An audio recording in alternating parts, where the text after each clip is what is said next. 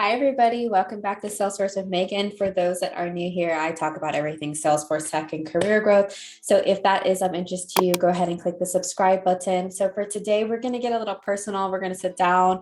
We're going to have a coffee. We're going to talk about the 6 things that I have made mistakes on, I have learned, and now I want to share with you. So definitely make sure to stay to the end as I do suggest career advice and also interviewing tips. So to start, the first thing that I did when starting my Salesforce journey was that I just kind of hopped into studying, and there's no problem with that. You're excited, you want to learn, the content is new, the content is fresh, it's everything that you want. I think Salesforce has that impact on a lot of us. That's why we get so excited to learn. And I believe that's normal. We're all on Salesforce, we're all on Trailhead. We want to learn, we want to engage ourselves, and we just kind of want to take off from there. But with that being said, I think it's important to kind of not just go, put the pause on it and come up with a structured plan for yourself. If you don't have a plan, if you don't set time throughout the day to study or week, whatever amount of hours that you want to put into this, then you're probably going to put yourself on pause. There's been many times where I see, like in the comments section, I'll see somebody say, oh, I haven't done this in a while, I need to get back into it. And it's because ultimately throughout my college years and my studying, my educational background, I've seen a lot of students just study and we don't create schedules for ourselves. We don't make ourselves accountable for the actual studying portion. So you can see this is my calendar. And again, this is what works best for me. You have to figure out what works best for you, whether it's using Google Calendar, another platform, or an app on the go, whatever is best for you. I also have it on my phone, so it's super convenient to use.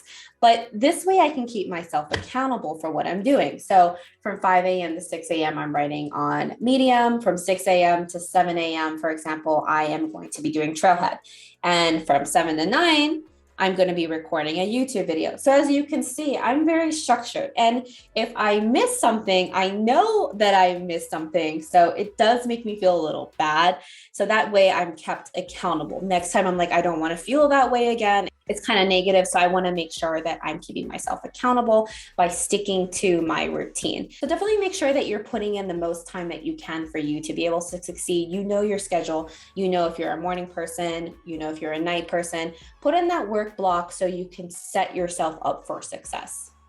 The second thing that I want to talk about is don't just use one platform to study for, use multiple. Now, I've talked about this in the 4 study resources that you should use, and I'll go ahead and link that right here. For context, if you're just using one platform, such as Trailhead or Udemy, whichever one you are on right now, you're limiting yourself to instructors, to the way people teach. People teach differently.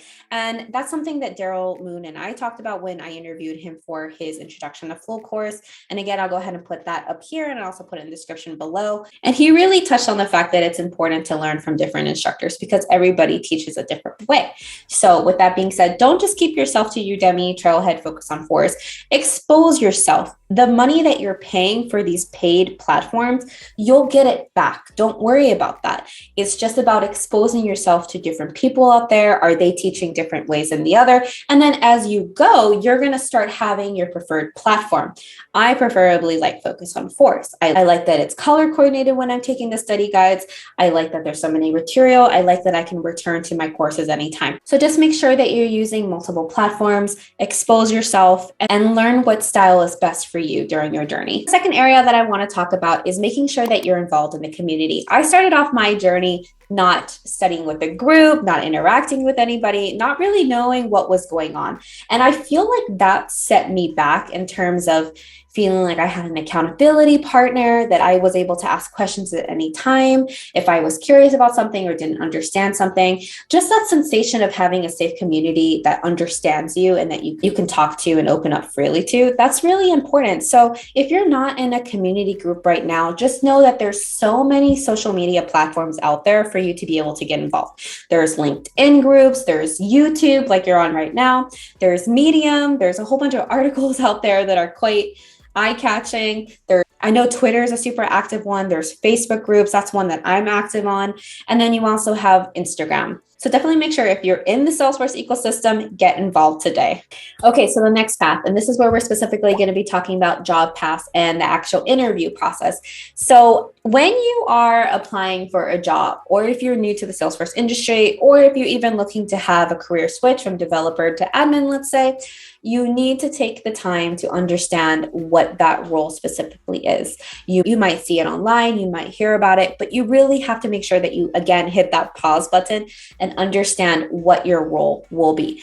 I made the mistake at the beginning of my journey of not fully understanding what a consultant is. And I quickly found out that consulting was not my cup of tea. The reason I'm pushing you to take that pause and understand what the role is, it's because you need to make sure that that job description, that job title fits who you are as a person. If you are looking to become a consultant, are you comfortable speaking with people? Are you comfortable with managing different projects at a time? Are you mentally able to do that? A lot of the portion of consulting comes into the mental portion of it. Are you able to go from one meeting to the next? So make sure if you are in the interview process and then you believe this is a role that you want, also make sure that you're asking questions. Employers expect when you apply for their job that you know what this role consists of, you know what you're going to be doing. Employers are not going to ask you the questions that you need to do the research on.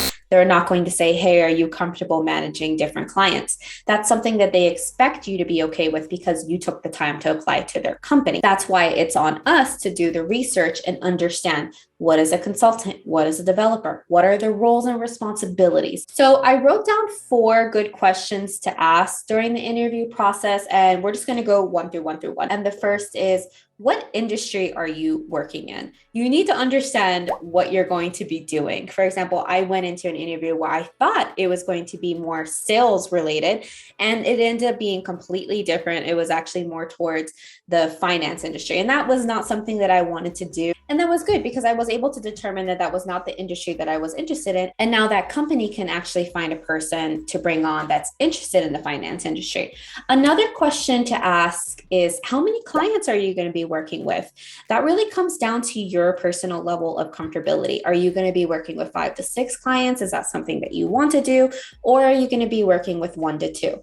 When I transitioned from my first job, I was working with about 5 to 6 clients. And then I hopped into my second consulting role, and that was working with 1 to 2 clients at a time. And because I had that experience of working with 5 to 6 clients, I was able to communicate during the interview process that I was not interested in doing that. And I was able to make sure that this company that I was going to be working for was only going to be working with 1 to 2 clients at a time. And that fit my needs, and it also fit what they wanted as well. So that was a perfect match. But by being able to ask that question and dig a little bit deeper and make sure that we were both on the same page, it ended up working out. Now, the third question I would suggest asking are, what are the requirements in your role? Different consulting companies want different things from their consultants. So for example, my first company required us to do chain sets. We were doing the training documentation. We were leading meetings. We were doing the configuration. But a company that I recently just interviewed for said that they don't want their consultants doing the automation. That's something that the developers are in charge of. And that's something that, the employer wouldn't have told me if I didn't know the question to ask.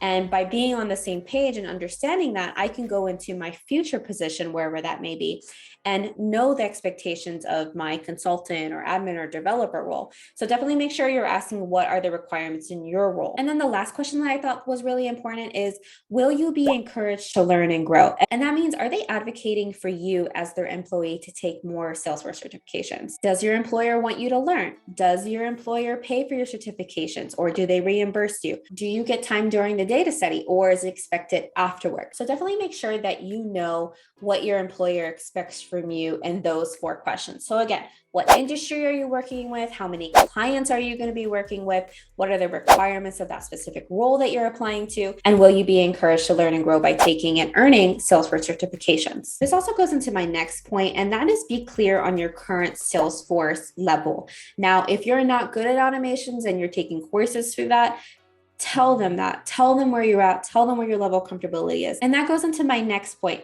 Be clear at what level you're at Salesforce wise.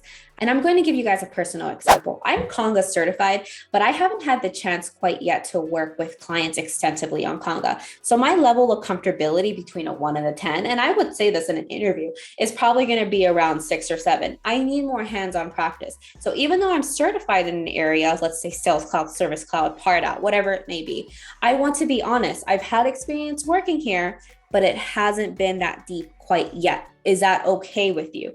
By letting the employer know what level you're at, it helps them at the end of the day to be able to put you in a position where it can benefit you, but also the clients and the company as a whole. Last but not least, and this is the most important area that I want to highlight, so I'm glad you guys stayed till the end, and that is whatever role you're in right now, it does not determine your future. You don't have to always be a consultant. You don't have to stay somewhere where you don't see yourself growing in the next 5 years.